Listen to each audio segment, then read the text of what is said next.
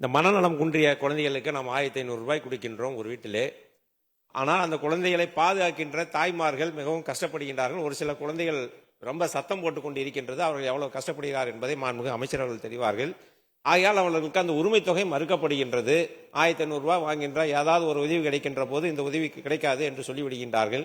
ஆக அந்த 1000 ரூபாய் கிடைத்தால் ஒரு 2500 ரூபாய் வச்சு முழுமையாக அந்த குடும்பம் அந்த குழந்தையை வைத்து பாதுகாக்க வேண்டிய சூழ்நிலை இருக்கின்ற காரணத்தினால் அரசு பரிசீலிக்குமா என்பதை மாண்புமிகு பேரவைத் தலைவர் வாயிலாக மாண்புமிகு அமைச்சரிடத்தில் கேட்டுக்கொள்கிறேன்.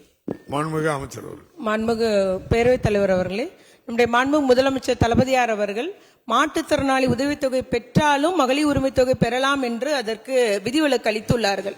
ஆகவே நம்முடைய மாண்புமிகு உறுப்பினர் தங்கமணி அவர்கள் உரையாற்றுவது போல அந்த குறிப்பிட்ட நீங்கள் அந்த விவரம் தெரிவிப்பாரு நிச்சயமாக நம்ம நடவடிக்கை எடுக்க முடியும். மாற்றுத்திறனாளி உதவித்தொகையை பெற்றிருந்தாலும் அந்த குடும்பத்தினர் பெண்களுக்கு மகளிர் உரிமை தொகை வழங்கப்படும் என்பதுதான் நம்முடைய முதலமைச்சர் அளித்த அந்த ஒரு உத்தரவு என்பதை கூறிக்கொள்ள விரும்புகிறேன்.